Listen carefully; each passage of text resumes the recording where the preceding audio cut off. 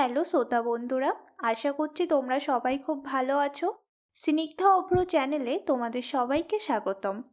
প্রতিটি গল্পে তোমরা সবাই খুব ভালোবাসা দিচ্ছ ও পাশে থাকছো। আশা রাখছি তোমাদের ভালোবাসায় চ্যানেলটি একদিন অনেক দূর এগিয়ে যাবে। তোমাদের কাছে অনুরোধ রইল, চ্যানেলে যারা নতুন আছো তারা অবশ্যই চ্যানেলটি সাবস্ক্রাইব করে পাশে থেকো। আর কমেন্টের মাধ্যমে জানিও গল্পগুলো তোমাদের কেমন লাগছে।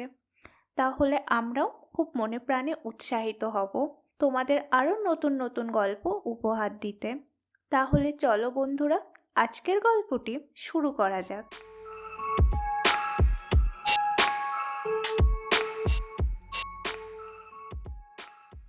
সুজিত অনুকে বলল, আমার বাবা তোমায় পছন্দ করেনি, ওনাদের আরও সুন্দরী বৌমা লাগবে। অনু বলছে, তাহলে আমায় বিয়ে করলে কেন? আমার পছন্দ, কথা দিয়েছিলাম আজীবন পাশে থাকবো, তাই তো বিয়ে করে পাশে রাখলাম। বাবার অপছন্দের মেয়েকে দেখি বিয়ে করে সুখী হওয়া যায় কি না, দেখা যাক না কি হয়। অন্যদিকে ছেলের বিয়েতে নিশিকান্তবাবুর দীর্ঘশ্বাস। একমাত্র ছেলে, তবুও তার অপছন্দের একটা মেয়েকে বিয়ে করল। তার পছন্দের কোনো মূল্যই সে দিল না। কি হলো, এত কষ্ট করে ছেলেকে বড় করে পড়াশোনা শিখিয়ে লাভটাই বা কী হলো? তবুও তিনি বিষয়টা মেনে নিতে চেষ্টা করলেন, কিন্তু খানিকটা ভয়ও হলো। মেয়ে তো জানেই তাকে তার শ্বশুরের পছন্দ হয়নি। বিয়ের পর যদি কোনো মেয়ে জানে যে তার শ্বশুর বিয়েতে অমত পোষণ করেছে, তাহলে সে বউ নাকি বিগড়ে বসে, শ্বশুরকে নানানভাবে জ্বালা যন্ত্রণা দেয়। নিশিকান্তবাবুর কিছুটা ভয় হলো, এই মেয়েটাও কি সেরকম কিছু করবে আমার সাথে? সবসময় কি সে আমাকে ঠ্যাস দিয়ে কথা শোনাবে? হঠাৎ সময় দরজায় ঠকঠক করে আওয়াজ হলো। নিশিকান্তবাবু দরজায় তাকিয়ে দেখলেন ছেলের বউ বাইরে দাঁড়িয়ে আছে। স্নিগ্ধ স্বরে ভেসে এলো, বাবা ভিতরে আসি। নিশিকান্তবাবু গম্ভীর স্বরে বললেন, কি দরকার তোমার? সিগারেটে ছাই ফেলার জন্য একটা স্ট্রে এনেছি আপনার জন্য, দেখুন তো পছন্দ হয় কি না। লাগবে না। আহা দেখুন না একবার। না দেখেই কেন বলছেন লাগবে না? কথাটা বলতে বলতে মেয়েটা ঘরে ঢুকলো। ঢুকে নাক মুখ কুঁচকে বলল, ইস, ঘরে সব কিছু এত এলোমেলো করে রেখেছেন আপনি বাবা। সিগারেটের বিচ্ছিরি গন্ধে তো ঘর ভরে গেছে। নিশিকান্তবাবু কিছু বললেন না। মেয়েটাকে তার অসহ্য লাগছে।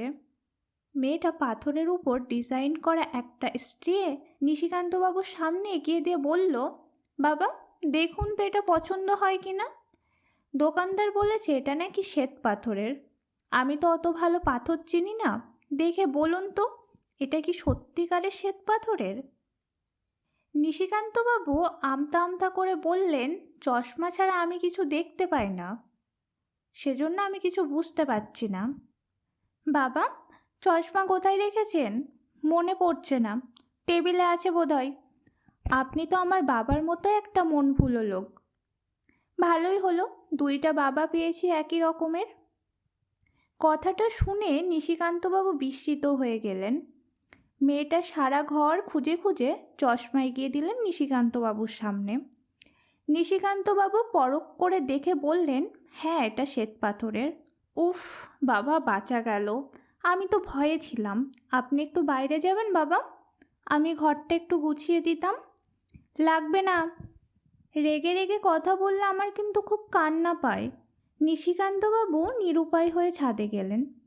মেয়েটা তো ভারী জ্বালাতন শুরু করেছে। বিকেলে ঘরে গিয়ে তিনি যেন নিজের ঘর নিজেই চিনতে পারছেন না। সব কিছু যেন পরিপাটি গোছালো চারিদিক। ঘরে হালকা একটা মৃদু গন্ধ ভেসে আসছে। খানিকক্ষণ বাদেই চা হাতে মেয়েটা ঘরে ঢুকে বলল, বাবা এই যে আপনার চা, বারান্দায় চলুন তো দেখি, আপনার সাথে আজ লুডো খেলবো। লুডো খেলা আমার পছন্দ না। তাহলে কোনটা পছন্দ বাবা আপনার?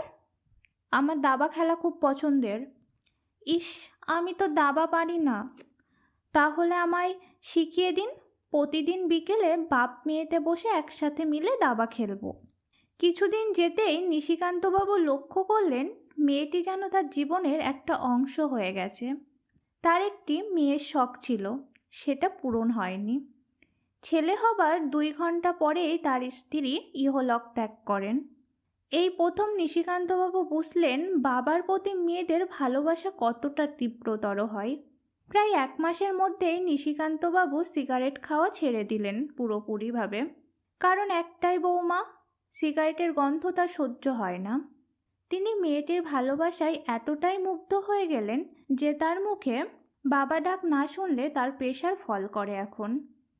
এক বিকেলে দাবা খেলতে গিয়ে মেয়েটি বলল, আচ্ছা বাবা, দাবা খেলায় রাজা মন্ত্রী সবাই তো আছে, কিন্তু রানী নেই কেন?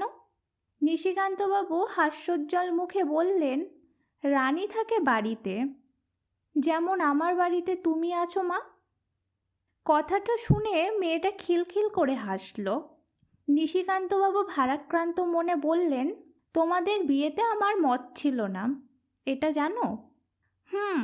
জানি তো। আপনি কি ভেবেছিলেন আমি আপনাকে খুব জ্বালাতন করব, তাই না বাবা? এমন ভাবনা আশা কি দোষের, বলো তো মা? না না, দোষের না। যে তোমার বিয়েতে সম্মতি দেয়নি তাকে বাবার সম্মান দিলে। এক দেখায় পছন্দ হওয়াটা আসলে ঠুমকো। পছন্দ অর্জন করাটাই সবথেকে বেশি আনন্দের, বুঝলেন আমার শ্বশুরমশাই? আর বাবারা যতই কঠোর হোক না কেন, মেয়েদের ভালোবাসায় উপেক্ষা করতে পারে না, যেমনটা আপনিও পারেননি বাবা। চিরস্থায়ী হোক প্রতিটা বাবা মেয়ের এই ভালোবাসা। এইভাবেই যুগ যুগান্তর ধরে বেঁচে থাকুক বাবা মেয়ের এই বন্ধন। সকল বাবাই যেন ভালো থাকে পৃথিবীর বুকে, এটাই প্রার্থনা করি। আজ গল্পটি এই পর্যন্ত। সবাই খুব ভালো থেকো, সুস্থ থেকো। দেখা হচ্ছে পরবর্তী এক নতুন গল্পে।